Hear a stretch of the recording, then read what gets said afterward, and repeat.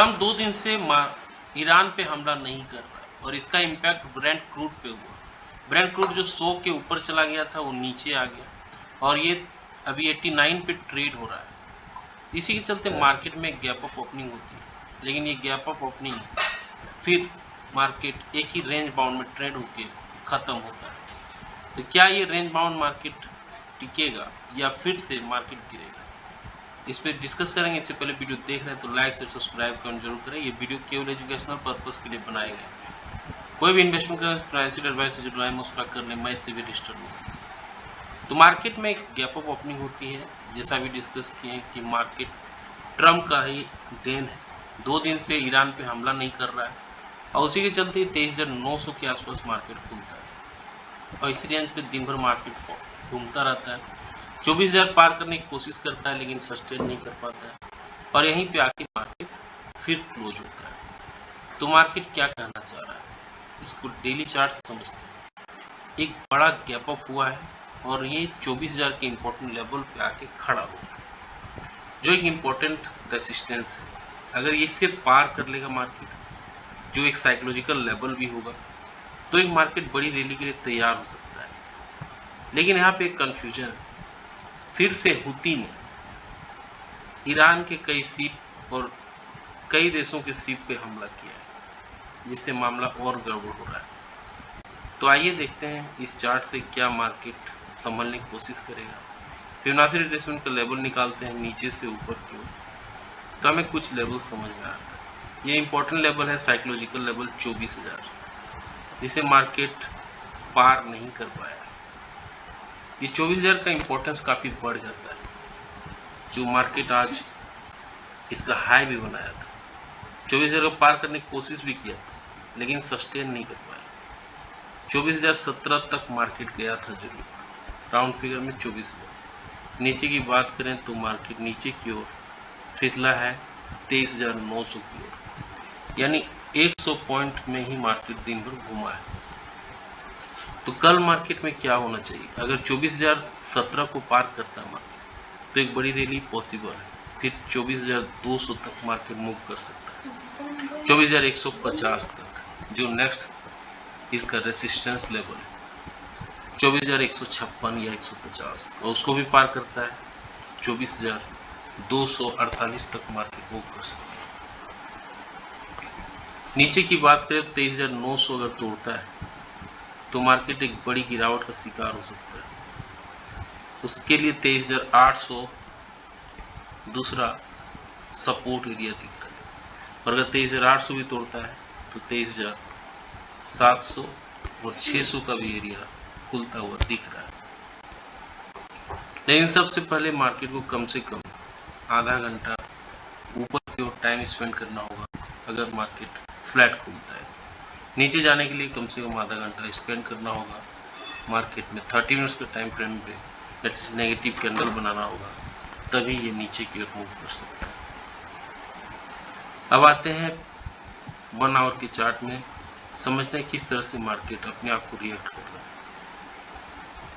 यहाँ पर भी आप देखेंगे 24,000 के इम्पोर्टेंट लेवल को मार्केट टच किया है और नीचे की ओर 23,900 का लेवल, राउंड फिगर 24,000 और 23,900। फिबोनाची रिट्रेसमेंट का लेवल निकालते हैं तो कुछ लेवल समझ में आए। नीचे से ऊपर की ओर इस लेवल को मार्क करते हैं, तो ये लेवल क्या दिख रहा है, आइए देखते हैं। ये दिख रहा है 24,000 एक मल्टीपल टाइम यहाँ सपोर्ट लिया है, इसलिए इस लेवल का काफ़ी महत्व है, क्योंकि ये साइकोलॉजिकल लेवल भी है। यहाँ पे सपोर्ट लिया है, सपोर्ट लिया है, सपोर्ट लिया है, सपोर्ट लिया है, यानी 24,000 मल्टीपल टाइम सपोर्ट लिया है। अब मार्केट अगर इसके ऊपर निकलता है तो सपोर्ट ये बन जाएगा मार्केट के लिए, आगे ऊपर के लिए रेसिस्टेंस और फिर नीचे सपोर्ट बन जाएगा। मल्टीपल टाइम यहाँ रेसिस्टेंस भी लिया और सपोर्ट भी लिया, इसलिए इंपॉर्टेंस काफ़ी 24,000 का है। लेकिन अगर इसके ऊपर पॉजिटिव कैंडल अपना देता है एटलीस्ट 30 मिनट्स के टाइम फ्रेम पे, तो मार्केट एक ऊपर की ओर मूवमेंट दे सकता है। फिर 24,000 के ऊपर नेक्स्ट पड़ाव 24,100, 24,200 का दिख रहा है, और उसके ऊपर फिर 24,300 और 24,400 का लेवल है। लेकिन 23,900 की इम्पोर्टेंस है। अगर ये टूटता है तो 23,800 का रास्ता खुलता है। इसके लिए नेगेटिव कैंडल बनाना होगा 30 मिनट्स के टाइम पीरियड। तो 23,800, 23,700 का लेवल और 23,600 का लेवल मार्केट इजीली दिखा सकता है। फिलहाल अभी रेंज बाउंड में मार्केट घूम रहा था, इसी रेंज में मार्केट टाइम पास कर रहा है। अब इस ऊपर जब तक ये 24,200 के ऊपर नहीं निकलता तब तक मार्केट में एक बड़ी रैली के लिए तैयार मार्केट नहीं हो सकता। यहाँ पे एक चीज़ ध्यान देने वाली बात है कि मार्केट एक रेंज बाउंड में रह के इसी रेंज में घूम रहा है। यहाँ पे आप देखेंगे मार्केट नीचे गया, ऊपर, नीचे, ऊपर, जिप जैप मार्केट कर रहा है।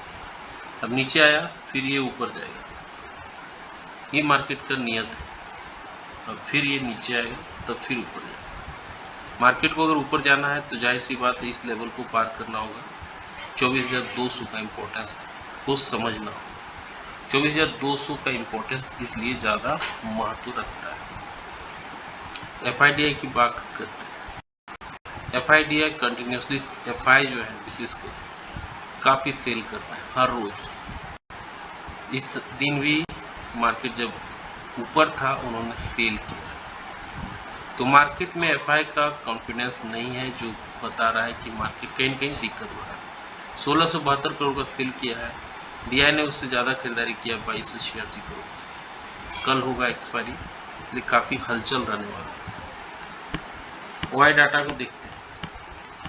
कॉल राइटर 26 लाख और पुट राइटर 29 लाख, यानी लोग तेजी का ही पोजीशन बनाया। 29 पुट राइटर का मतलब है पोजीशन कॉल के साइड बना हुआ, तेजी की ओर। वहीं पे कॉल राइटर 2,26,000, 24,200 पे,